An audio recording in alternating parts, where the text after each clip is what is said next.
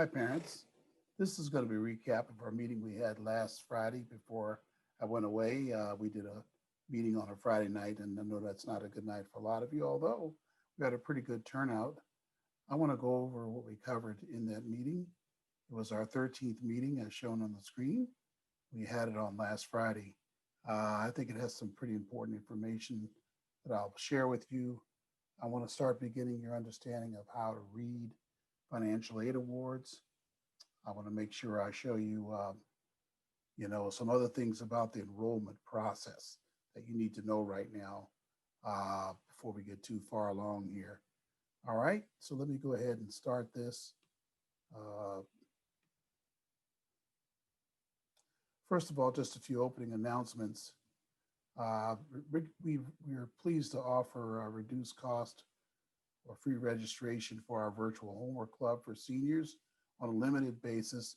Some seniors have already come. I think we have 3 more spots that are very reduced costs. So if you have a senior and they're having some trouble with their math or their writing or any classes, it's unique for seniors, one-time basis. I'm going to offer them a very reduced virtual homework club to help them. I'm already working with 2 students on math right now, Algebra 2. I could take one more myself, but there's other spots available through our regular homework club as well, which meets every day, Tuesday through Friday. Parents, we have 2 great college cost videos we recently released. Please email Quinn if you miss those. They're very important. Just don't have time here to cover everything, but we did make 2 videos. We have a YouTube channel. She'll show you how to subscribe there as well. Uh, if I have time at the end, I can't promise it. I'm trying to keep this video short.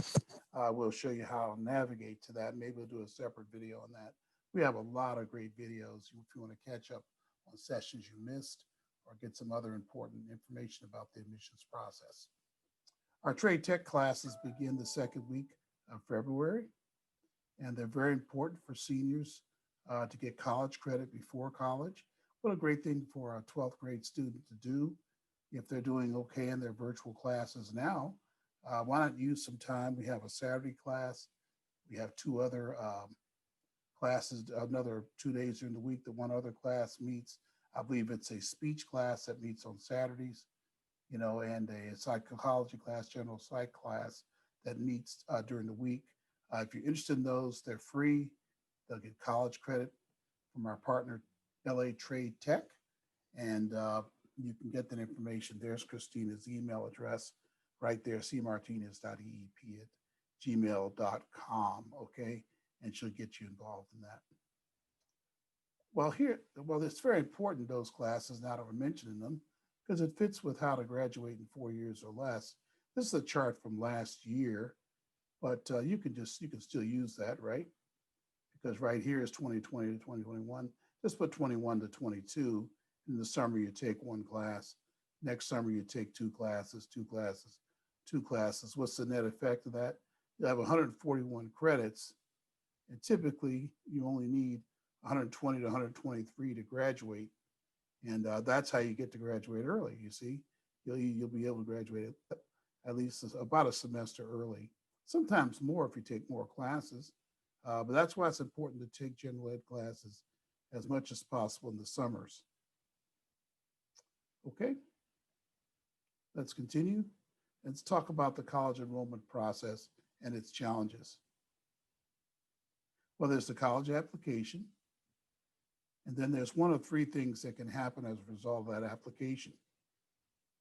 One, the application could be accepted, or the application could be rejected, or the application could be waitlisted. Let's talk about what these situations entail. A rejected application, one thing you need to do when you see a rejected application, students and parents, you can talk to your students about this, just move on to your other schools. Don't let it stop you or slow you down. I gave examples in the session of how students didn't let it bother them, got great schools. This is a great process for students to learn about life. And rejection is a part of life, as we know, parents. It's time we stop shielding our students from the realities of life. There'll be times where your best is just not good enough. And that's what rejection is all about. Just means we bounce back and move forward. Don't take it personal. It's a good time to review your career and your life goals sometimes. There's nothing wrong with that. You could appeal if there's something wrong in the process, in the admissions process, but there really does need to be something wrong in order to do that. So I always tell people to make sure that is the case, that there is something wrong in the process. Okay. Um,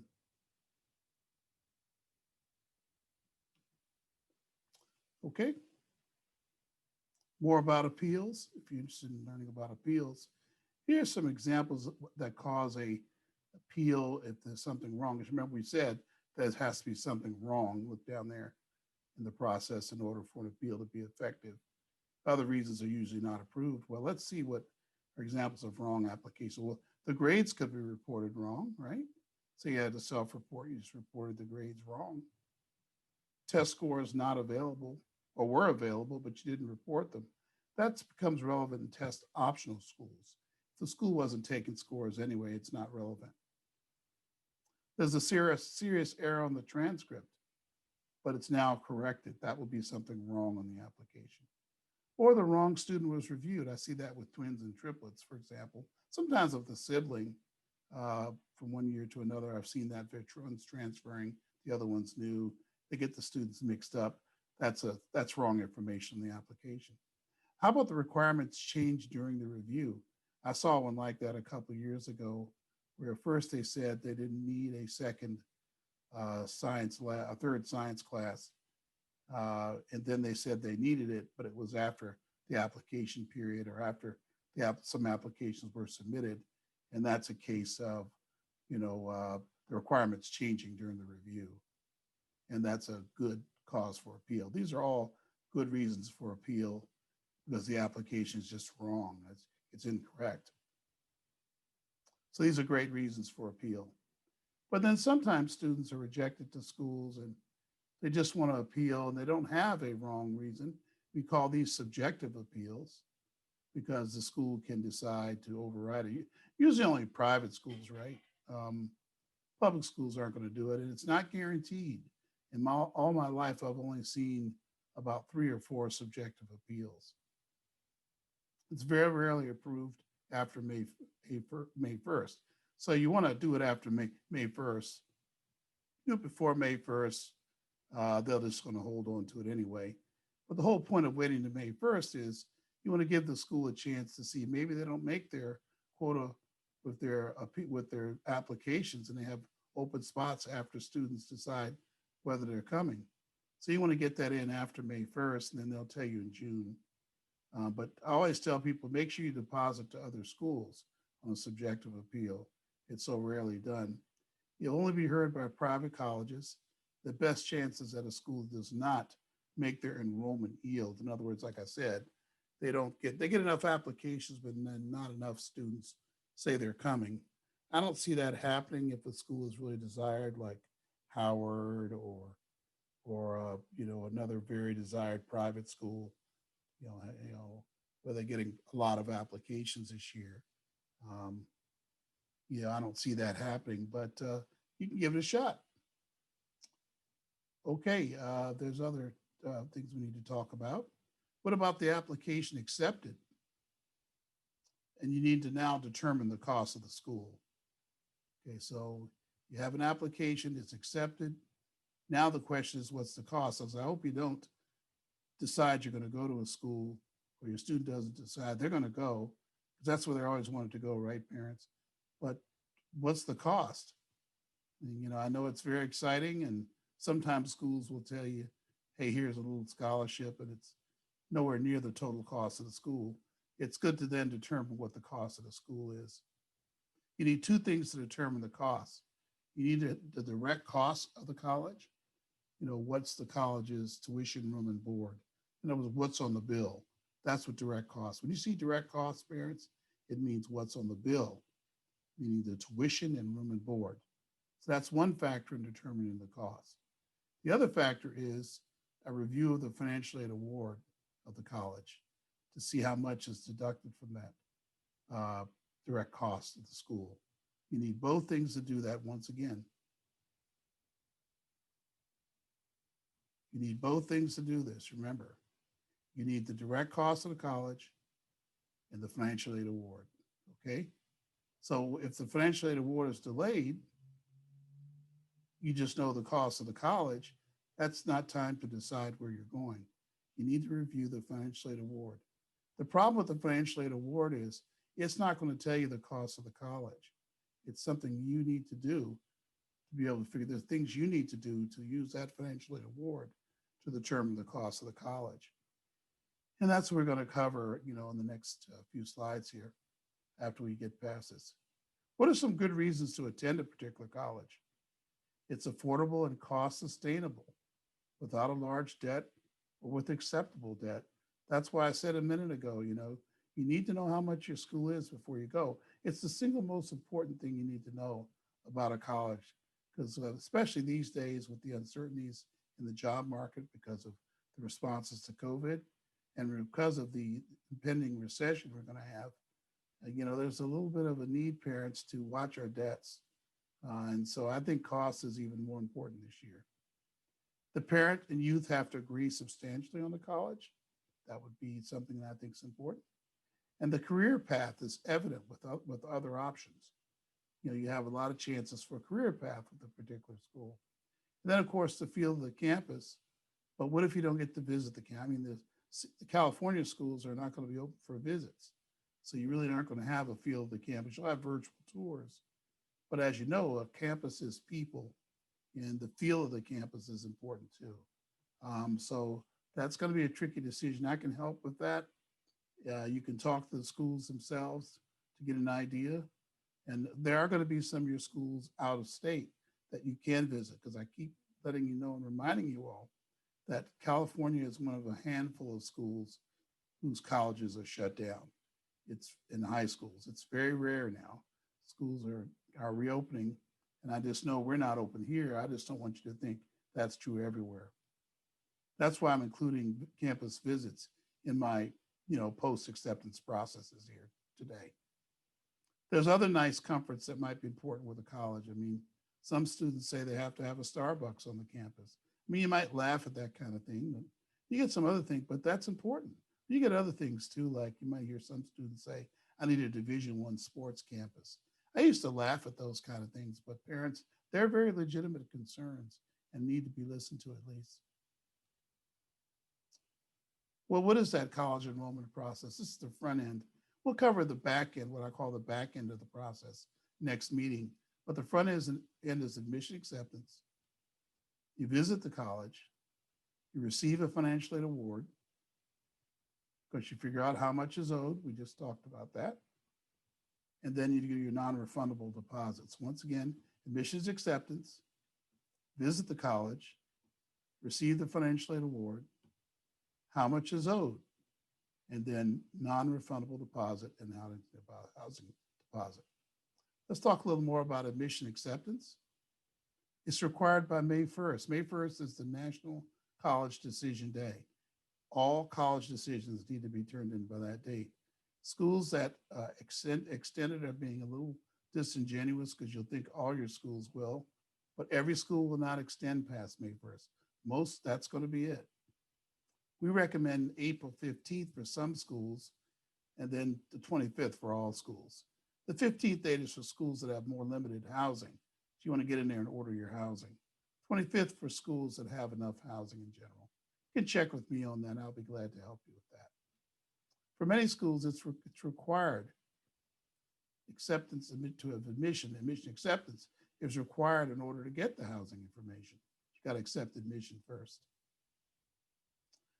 For nearly all schools, the deposit is also required. It's non-refundable. The deposit is required with no exceptions. And their deposits range from nothing, believe it or not, that's really not a deposit, but you know what I mean. You just have to fill out a form and you're accepting admission to $900. Some schools like Sonoma State require a housing deposit at the same time as you do the acceptance to the university, that deposit. It makes a total deposit there of $850. Some schools a little bit more, some less, if they're including both the housing and the admissions deposit all together. Some schools include those two things plus the orientation. They'll be up to $900 in. None of these deposits is covered by financial aid. Please remember that. There's no financial aid for these deposits. Some schools, when they see you're going to get a Pell Grant or that you have enough need, they'll reduce one of the deposits.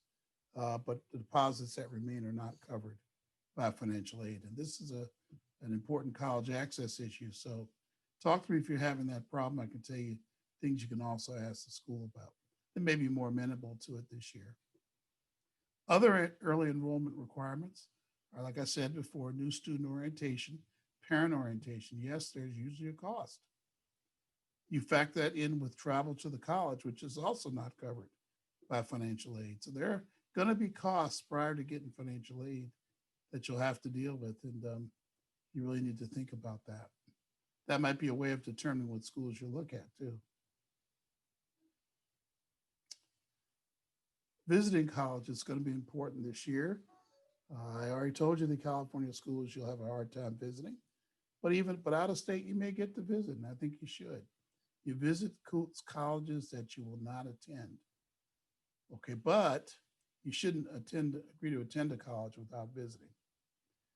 So I say here, subject to the COVID restrictions in your state, do not attend a college you do not visit. Visit colleges when they are open when you visit, and they have students and staff present. Please consider having that both present when you visit a college, because that's how you're going to get a feel for the school. There's need for early narrowing down of college choices, since most students apply for many more colleges than they can visit. So obviously, that's how I can tell sometimes if you're going to go to a school. That's the first thing I'm going to ask. Did you visit the school? Do not attend a school, or please try not to, without visiting. We're looking at some college visits this year to campuses that are perfectly open: Boise State, Seattle Pacific. We don't have dates for these tours yet, but we'll let you know about that. Keep checking our website under tours, and you'll see about that. But we're going to be really looking at visiting those probably in April is when we're going to do that. Early April or late March. Receiving the financial aid award. It's received via email or through a portal after acceptance to the university or college. For CSU, it's in the student center of the portal. We covered before how to set up portals. There is a video on that if you want to go check it out. CSU will tell you to look there in the portal, the student center, to look for your financial aid award. Usually tell you by email, they link you to it. Usually you'll have to accept the financial aid award also. Click a checkbox and you accept it. That's done online also through the Student Center. The top reasons for the delay of the financial aid award: the school's not on the FAFSA. I think I covered that last meeting, how to check to see if your schools are on the FAFSA. Some of you might have had more than 10 schools. You have to file a change to the FAFSA and add those schools. Or if you forgot a school, you got to add it now. FAFSA verification. Oh, by the way, adding schools is not terrifically easy. So you may want to talk to me before you do that. But it involves reviewing that student aid report. I can show you how to do that. The FAFSA verification may not be complete. That's when the federal government asks you for a few more items, could ask you for a few more items, the school could, to determine and verify the information, on your FAFSA. And they'll let you know if you're in verification. It's not too hard to do. You'll just have to do a couple things they ask you to do, and they'll release the financial aid to you. The school financial aid office is slow. Yeah, so this is another reason why a financial aid award could be delayed. There's just some schools that are notoriously slow, because they can deliver you that award anytime after they accept you to the university. There are some schools that, in fact, the next day after you're accepted, it's available. But those are schools later in the period, like the UCs. But it comes after the financial aid award, after the acceptance to the school, meaning the financial aid award shows up after that. And it's online, right? Let's go through this financial aid award and see if we can figure out how much we owe to this school. This is an example from San Diego State University from last year. You see it's 2020 to 2021. We're 21 to 22 this year.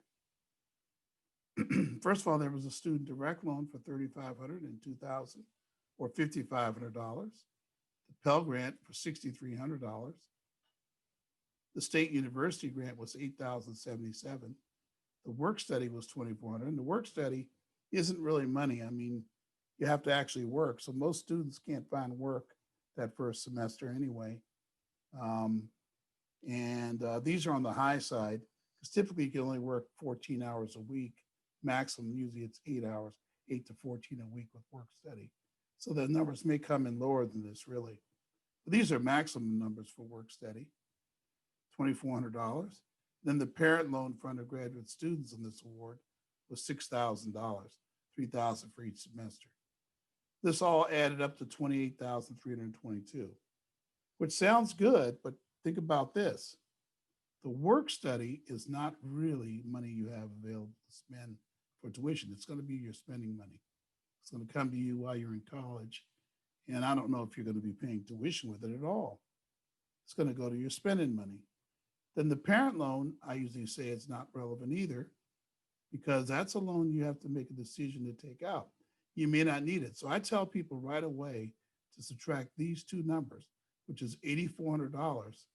I tell students and parents to subtract these from the $28,322. And if you want to leave the work study in, you can, but you need to subtract something out because you're not really getting $28,000 to apply to colleges. There's at least one loan in there. In fact, there are loans here. But these loans you're going to want to take. They're small loans. They just increase your costs if you don't take those loans out. But the $6,000 parent loan may not be needed at all. Incidentally, I say these loans are okay because I think students should pay something for college, but that's another meeting. Then we look at understanding the direct cost, right?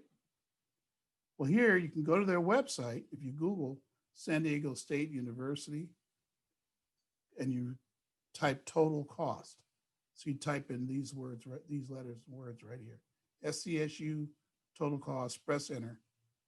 You can put 2021, 22 on the end, right? And you'll get a list of costs like this. The only costs you should care about are the tuition and fees and the room and board.